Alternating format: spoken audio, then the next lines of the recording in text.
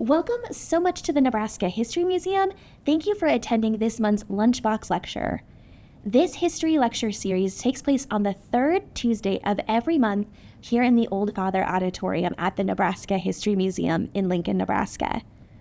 You can learn more about our museum, our programming, and all of the services provided by the Nebraska State Historical Society online at history.nebraska.gov.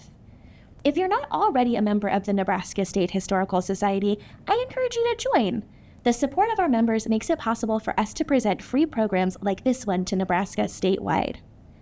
A special thanks to the Nebraska State Historical Society Foundation, whose support allows us to record and broadcast these programs across the state and online.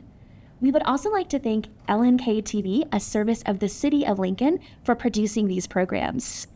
If you would like to watch previous programs or check out our Nebraska History podcast, you can find us on YouTube at NE Historical. Today's Lunchbox lecture speaker is Brianna Rose DeValk. She's a PhD student in history at the University of Nebraska-Lincoln, where she specializes in the North American West, women and gender study, and digital humanities. Today, Brianna will be presenting about Beyond Marriage Vows, Race, Marriage, and Citizenship in 20th Century Omaha. Her article is featured in the latest edition of Nebraska History Magazine. I do have to admit, I got a little bit of a sneak preview of Brianna's article before it was published.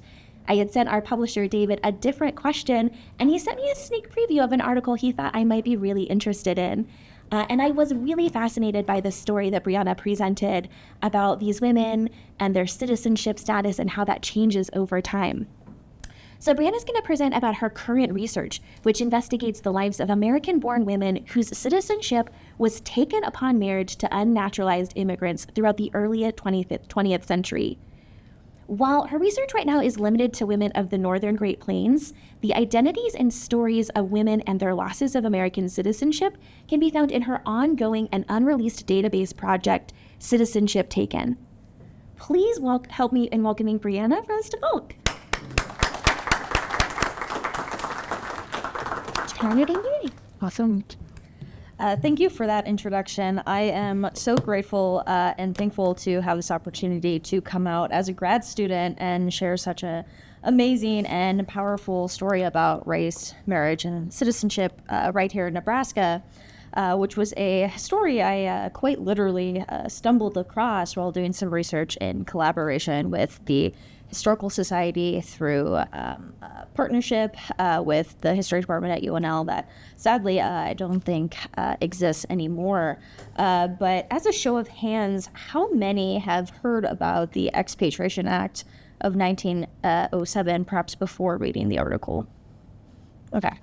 So I believe there was an article published a few issues back in the magazine that actually talked a little bit about the policy, and Ruth Bryan Owen, who is the daughter of William Jennings Bryan, who for a brief time lived in Nebraska, attending the university, I believe. But Owen is a more popular image or figure of these married expatriates because of her very public and political career. The story that I am sharing today is an ordinary, but also an extraordinary woman born and raised in Omaha. For those who don't know much about the act that I mentioned, or those who have not had the chance to read the article just yet, I'm grateful for you to be here or watching at home to learn about something that many Americans don't know much about, at least not in any great detail. In fact, I only learned about the act about 3 years ago. I was finishing my master's thesis on Norwegian American youth in Norman County, Minnesota during the late 19th and early 20th centuries. And I was just very simply looking at the 1920 census record, actually for my great-grandmother, trying to add just a little footnote, finishing touch to the thesis, when I noticed something odd about her record that I hadn't really paid attention to before, and that was the status of alien, right here, listed in the naturalization column. It might be a little hard to see in the photo here, but these markings are often very clear, and they're usually accompanied by an X or a little scribble in the section right before it, under immigration year, and that's really to signal the fact that they were not immigrants. They were American-born, of course. Now, I was confused at first because, again, she was American-born. But then I remembered a very brief conversation with my master's advisor about a policy that took away the citizenship of quite a few Norwegian American women during this time period because they married Norwegian immigrants. So I did some more research, and sure enough, in between finishing that dissertation, sure enough, that policy did in fact strip her of her citizenship when she married my great-grandfather, a Norwegian immigrant, on January 3rd, 1918. Not long after I made that discovery, I remember talking to some of my family about this, and if they knew she had lost her citizenship at one point. And the response was, well, where'd she put it last? I'm joking, of course, but citizenship is not something that one misplaces. It is not a set of car keys that you can't find it the second that you need it most. Citizenship and birthright citizenship in particular is different, or at least that's what we think, what we want to believe, what these women believed, and what these women soon found out was not true. The story I tell today, I think, is perhaps a reminder of the fragility and the belonging and membership that we have in our nations. The struggles to belong then, just as they are now, are real, and this story highlights some of those struggles and how they were overcome. So on December 29th, 1938, Anna Napravnik Ishii left her home at 2926 Casteller Street in South Omaha to make her way to the courthouse. While only a few miles from her home, Ishii journeyed along the bustling streets of a city struggling to recover from the environmental disasters, racial hostilities, and economic hardships of the previous decade. In fact, the previous few decades. Once at the city's courthouse, Ishii submitted her petition for naturalization to the U.S. District Court of Nebraska. Returning in the new year on January 16th, 1939, Anna Ishii renounced all loyalties to Hirohito, Emperor of Japan, and swore to support and defend the Constitution and laws of the United States. While naturalization was a process standard for all eligible immigrants during the early 20th century, Anna Ishii's reason for submitting papers was unlike many others, for she was not an immigrant. Born and raised in South Omaha, Anna Ishii married Bohemian immigrant Peter Napravnik in 1910, which resulted in the loss of her U.S. citizenship. This loss came under the authority of the Expatriation Act of 1907, briefly mentioned earlier, which in Section 3 stripped American women of their legal status, assigning them the nationality of their now husband. Although Anna Ishii regained her U.S. citizenship following her first husband's death in 1915, she would lose it a second time after marrying Japanese immigrant James Ishii, and would spend 2 decades waiting to recover it. Due to the persistence of racial discrimination in American naturalization law, which did not allow women who married Asian men to recover their citizenship until the 1930s, Ishii's story is also intricately bound to the nation's long and troubling anti-immigrant and anti-Japanese histories. While scholars regularly evaluate the various citizenship laws concerning women's legal status under a critical scope, few scholars focus on the women affected by the policies. This is because the identities of specifically ordinary women, like Anna Ishii, are not known, and the recovery of their stories first requires intensive archival surveys to recover that lost data set, which is the very foundation of my dissertation.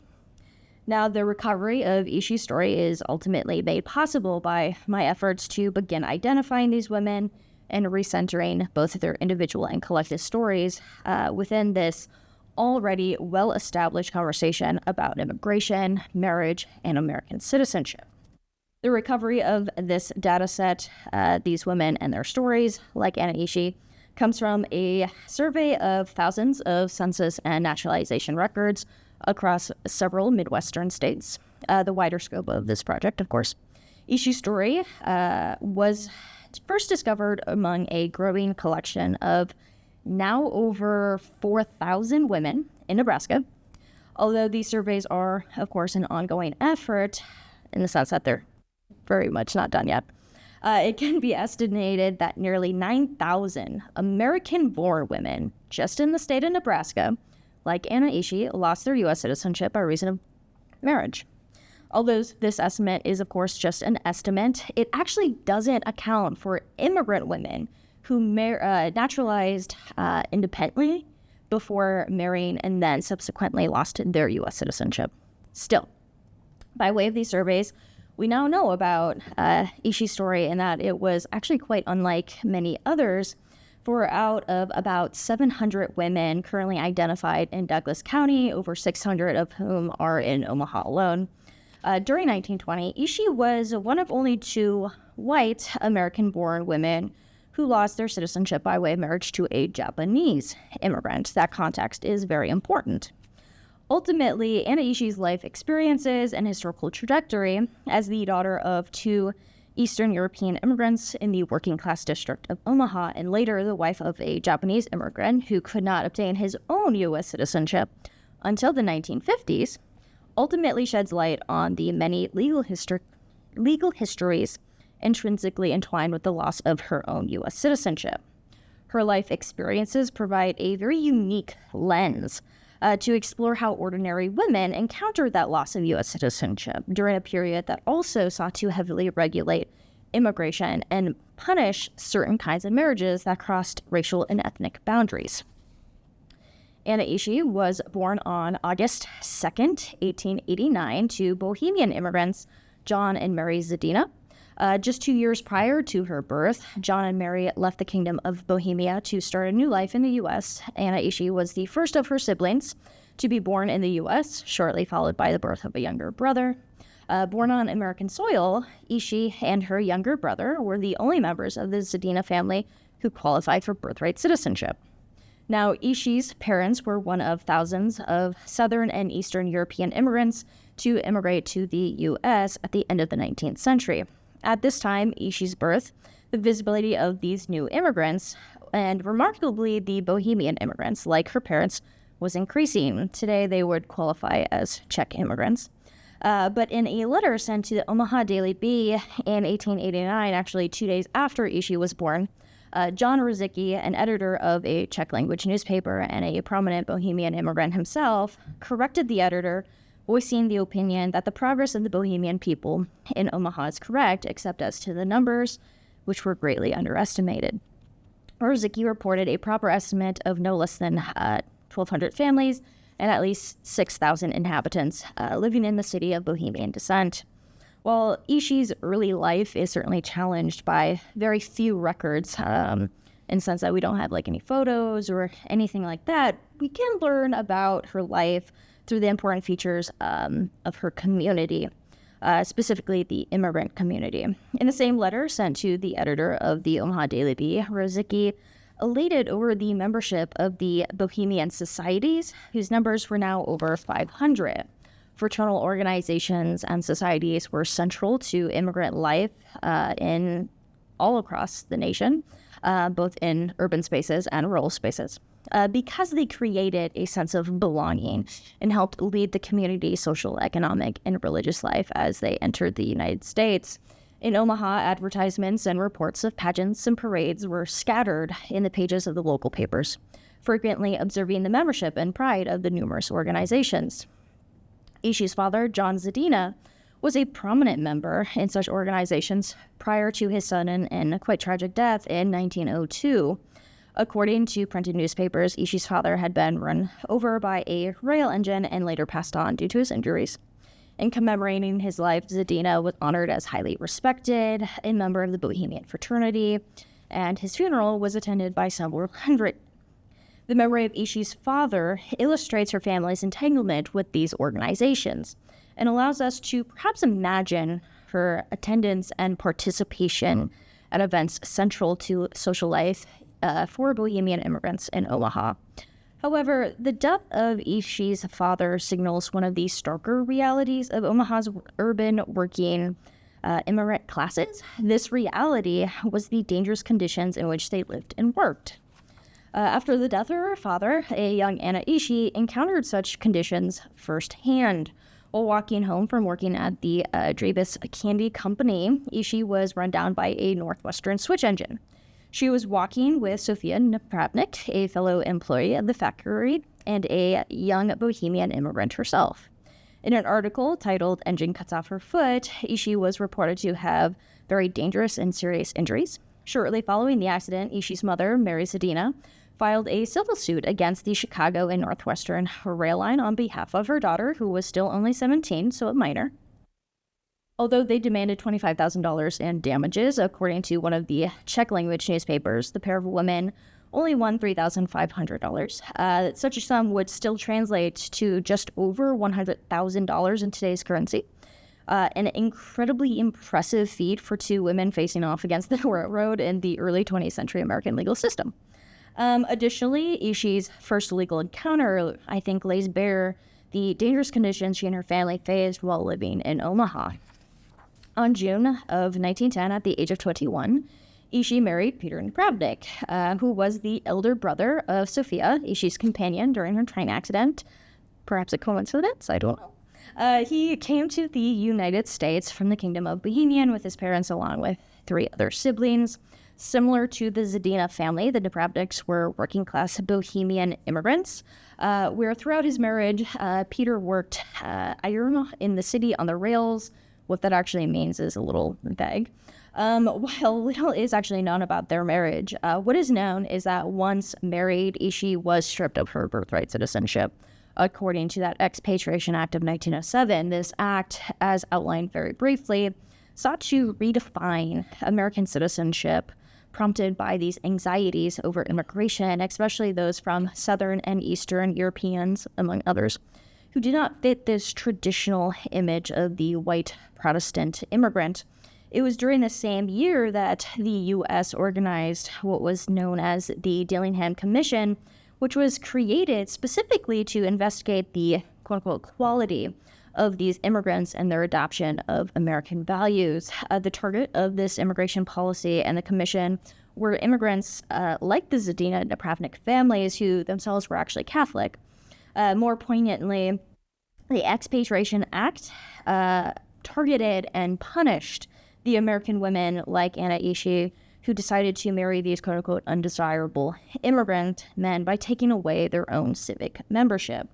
Outside of social criticism concerning Southern and Eastern European immigrants, the struggles of these working-class immigrants were heightened by the dangerous conditions which they lived and worked to make a living. Such circumstances, as evidenced by John Zadina's death in 1902 and Anna Ishii's accident in 1907, frequently led to significant tragedies. After 5 years of marriage, Peter Napravnik died on October 9, 1915, following a short illness caused by an accident on the railroad. He actually suffered a very serious accident on the rails alongside his brother the year before, so the railroad is very central to this story.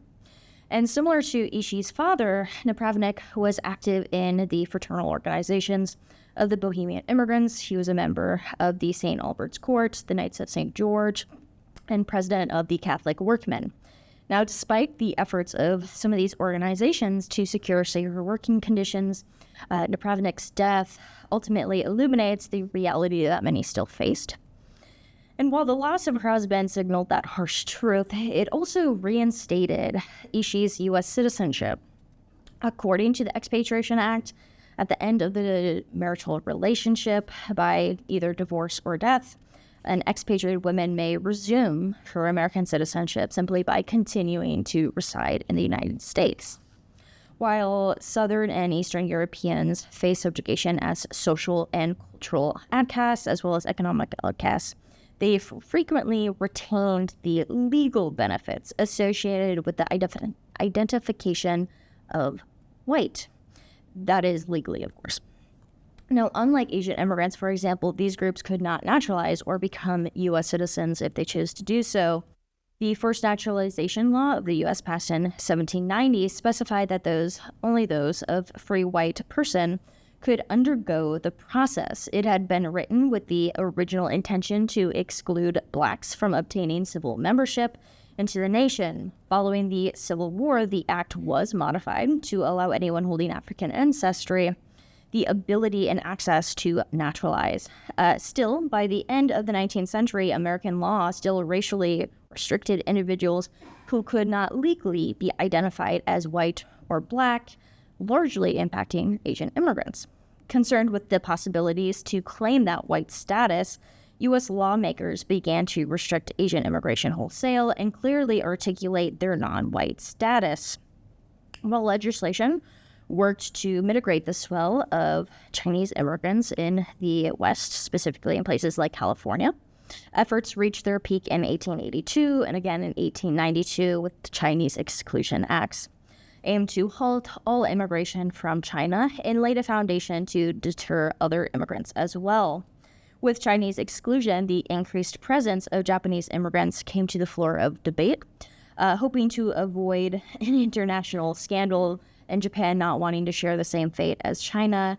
The U.S. and Japan made an informal agreement called the Gentleman's Agreement. That informal agreement did not legally restrict Japanese immigration, but it did discourage it through other means. It was during the same year that Japanese citizen James Ishii and his soon-to-be second husband entered the United States. Ishii was born September 12, 1889 in Hiroshima, Japan. He left his parents and siblings in 1907 to find the whereabouts of his brother at the request of their father. He traveled across the Pacific Ocean at 19 years old to first enter Mexico, where he spent several months working in the silver mines, likely on the western coast of Mexico, before eventually riding the railroad through El Paso into Colorado before backtracking towards Omaha. While Japanese immigrants like James Ishii were allowed to enter the U.S. at the turn of the 20th century, U.S. immigration law did not allow them to become citizens according to this previously mentioned prerequisite law. Efforts were made to actually challenge this law for Japanese immigrants, most prominently with the Ozawa v. United States case in 1922, which sought to argue that Japanese immigrants fell under this legal white classification because of their lighter colored skin. The final decision issued by the Supreme Court disagreed, firmly asserting that Japanese were not white, but, quote, Mongolian. The result allowed anti-Japanese animosity to continue unchecked and barred their access to citizenship well into the 1950s. Thus, when James Ishii came to the U.S., he would remain racially disqualified from becoming an American citizen pretty much his entire life, and still, he stayed. In the summer of 1919, just as the U.S. was returning home from the First World War and experiencing some of the most violent and bloody race riots all across the nation, including Omaha, Anna and James Ishii were married in Red Oak, Iowa. The couple needed to marry in Iowa, not just because the courthouse was burned down several days earlier because of the riot, but because interracial marriages, like theirs, was illegal in the state of Nebraska. It was in 1913 that Nebraska legislature became one of several states at the time to explicitly outlaw the marriages between whites and Japanese individuals. The law explicitly stated that, quote, marriages are void when one party is a white person and the other party is possessed of Negro, Japanese, or Chinese blood, end quote. As indicated in this statute itself, the law actually expanded a standing marriage law from 1855 that voided, quote, all marriages between white persons with Negroes and mulattoes, end quote. This law also came at a time when sexual transgressions against or between those of different races and ethnicities was actually at its height in Omaha, exemplified by the violent outbursts which followed, specifically rumors of scandal. In February of 1909, for example, Greek immigrant John Mosrites was arrested on suspicion of engaging in a sexual relationship with his 17-year-old English tutor, Lillian Breeze. During his arrest, Mosrites shot and killed Officer Edward Lowry, resulting in the mob destroying the South Omaha Greek community. Local papers reported that the mob not only rioted against the Greeks, but indiscriminately attacked every building occupied by anyone who was dark-complexioned. Similar violence was threatened at the arrest of a Bohemian man, Joseph Zadina, who only coincidentally shares the name of one of Anna Ishii's brothers, in 1911, involving the kidnapping and attempted assault of a 9-year-old girl. The examples continue. These instances of urban violence, however, illustrate how the South Omaha immigrant community was repeatedly subjected to racially and ethnically coded stereotypes that criminalized their daily lives. This violence occurred near the home of Anna Ishii, and its reminder was etched into her neighborhood through the destruction of the physical landscape and then reinscribed through the newspaper reports. Such inscriptions, both physical and written, made it impossible to ignore the growing distaste for working-class urban immigrants in Omaha. Yet Ishii would also be increasingly aware of the rising anti-Japanese sentiment as evidenced by those changing marriage laws. Thus, when Anna and James Ishii married on August 2nd, 1919, they needed to circumscribe these new marriage laws by marrying in Iowa, where their marriage could legally be recognized. The effort which Anna and James Ishii had to make to get their marriage recognized came at a price, for Anna Ishii was once again identified as an alien, having lost her citizenship for that second time. For many American women, the wait to recover their citizenship ended in 1922 with the passage of the Married Women's Independent Nationality Act, sometimes referred to as the Married Women's Independent Citizenship Act, but more popularly known as the Cable Act. The purpose of the act was to halt further expatriation, promising, quote, that the right of any woman to be naturalized citizen of the United States should not be denied or abridged because of her sex or because she is a married woman, end quote. It also laid the foundation for the recovery of their citizenship, indicating that if eligible, she may be naturalized. Yet, even as the Cable Act intended to correct injustices against married women, it actually still operated under several exclusionary practices. First, this is where fine lines matter, it erased the automatic resumption of citizenship for these women and required them to undergo what scholars continuously argue was a very complicated naturalization process. In fact, many women were rejected because they were not following the proper protocols. Second, the new policy required that both the women and their husband be racially eligible for citizenship. Here, the Cable Act was clear that no woman, like Anna Ishii, whose husband is not eligible for citizenship, shall be naturalized during the continuance of the marital status, meaning that if she now wanted to get her citizenship back, she needed to divorce James Ishii. Furthermore, the Cable Act stated plainly that any woman citizen who marries an alien ineligible shall cease to be a citizen, meaning that it broke its very promise to halt further expatriation by continuing to strip the citizenship of those who married Asian men in particular. It would take nearly a decade of unrelenting lobbying by women's rights groups before the Cable Act saw its first revision to correct these exclusions. The First Amendment proved little useful. It only sought to clarify the rules which women needed to follow to regain that citizenship, granting them only some exemptions to this still very complicated process. The second round of edits, which came in 1931, finally halted the expatriation of all women, unless she makes a formal renunciation, that is. And so women like Anna Ishii, whose citizenship had been taken by marriage to an alien ineligible to citizenship, could now finally and formally naturalize. While Ishii access to the recovery of her own citizenship was made available by 1931, for much of the 1920s and 1930s, her life remained relatively quiet, only emerging in the historical record for brief moments. In 1923, Ishii came into the possession of a photography studio, which was previously owned by renowned Japanese photographer Shoei Osato. Like James Ishii, Osada had married a white American-born woman, Frances Osada, while living and working in Omaha, resulting in the loss of her American citizenship.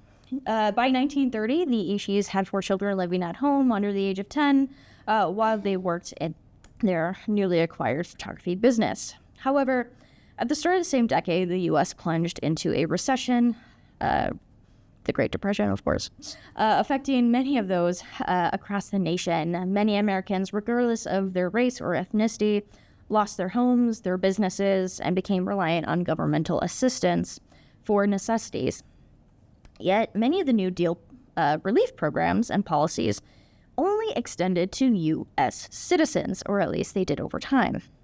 Thus, when an Omaha newspaper article reported that in September of 1934 that none of these 600 Japanese in the state were on relief rolls, the author of the article actually failed to understand that many of these residents could not apply or receive aid because of their ineligibility from becoming citizens.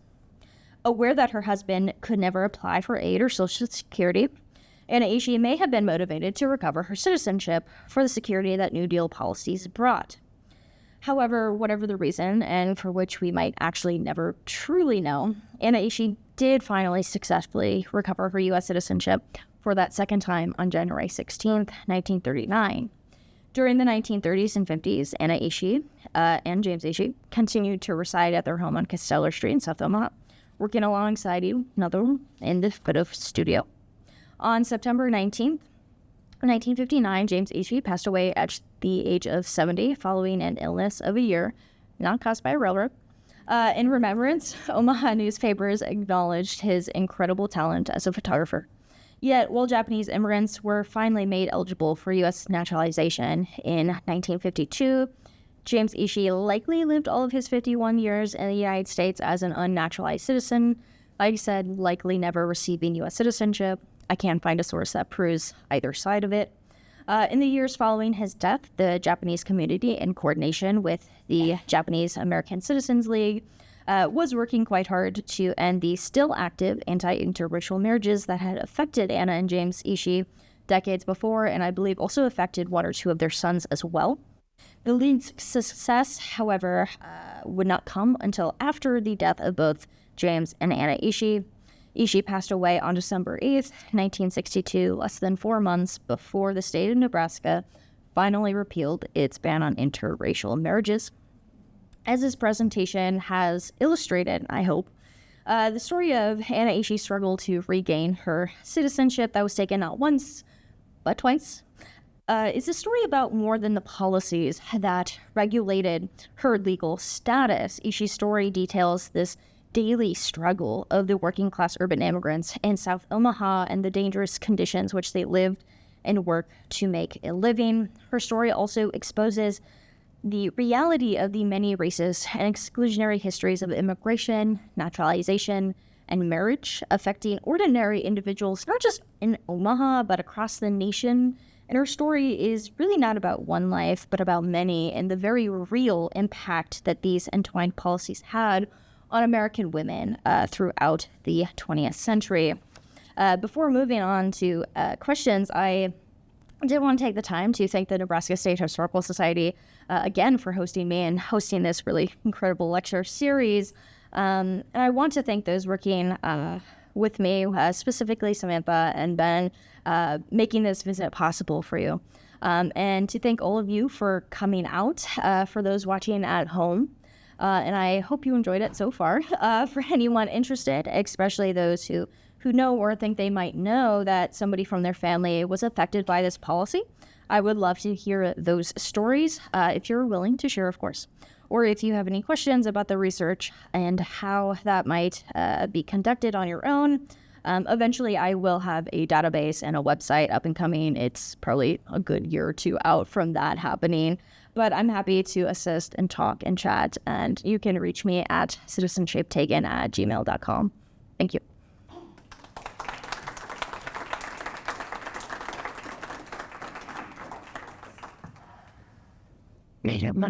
I say we do have a little bit of time for questions and answers. If you do have a question, Emma over here will be bringing around a microphone. So I was just wondering, said Anna's first husband, who was Czech, so he had not gotten his citizenship before he was killed. So this is actually where things get very complicated. I think I try to explain it a little bit in the article, is that birthright citizenship is actually, by this time, still a relatively new legal concept actually being played out in, everyday life. And that's because it doesn't really get started until really the 14th Amendment in, was it 1868? And so it's also complicated by the fact that he's 18 years old when he immigrates. And so there's this interesting relationship between him as a child, but also legally an adult, and whether, his parents' naturalization affected him. But for the most part, it seems by all the purposes that I've seen is that he was not caught in the record. And so probably because he was 18 and an adult, meaning that he had to naturalize himself. And so that's where things get really complicated.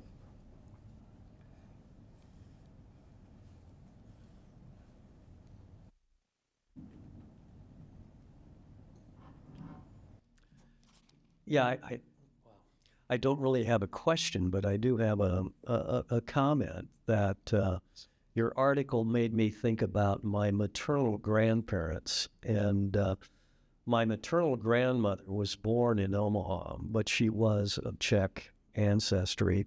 My maternal grandfather came to the United States, I think when he was about 17 or 18, from the Czech, Republic or whatever. And his birth name was František Antonín Dvořák. And of course, we knew him as Frank Dvorak, but I had never really thought about this before, that she probably lost her citizenship. And the other thing about my grandfather, when I started doing some research here a few years back, I could never find out where he came into the United States from.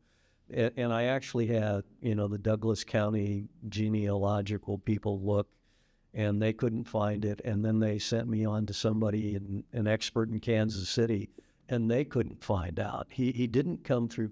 I had always just assumed he came through Ellis Island, but he didn't come through there. He didn't come through Baltimore, so I don't really know, how he got here.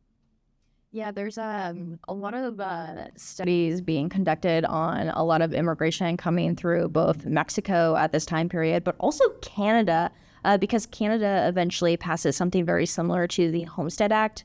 And so there's actually a lot of women in this area who actually go to Canada and then actually end up coming back. So it is possible that he came through anyone, really. Yeah.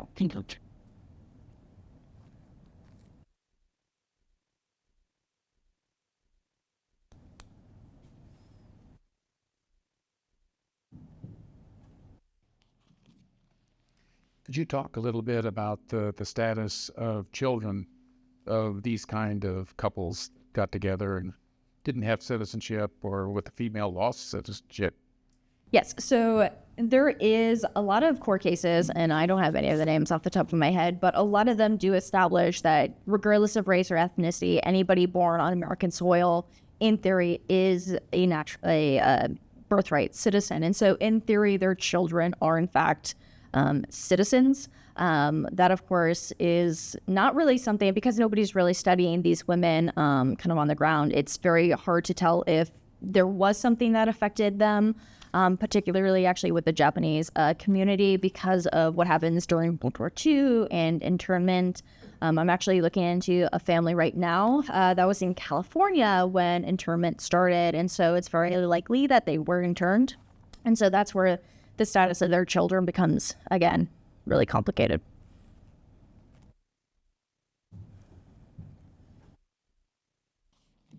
How did the loss of citizenship affect these women? Like, obviously they wouldn't have been able to vote, but were they also, like, I assume they didn't get out of paying taxes or anything like that because of their loss of status? So that is something that I'm actually trying to look into throughout various chapters of, how did this actually affect them? Because there's some, a lot of the scholars who study this policy, they're really only looking at the policy and how that actually is working. But on the ground, because we can't really identify these women, at least not yet,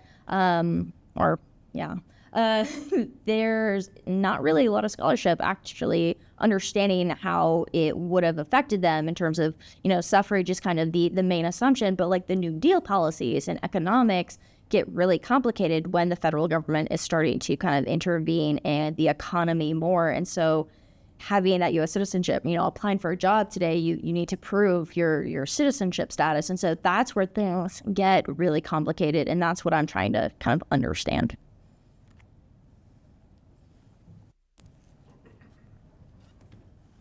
If there are no more questions, please help me thank Brianna one last time for her wonderful presentation. Thank you so much.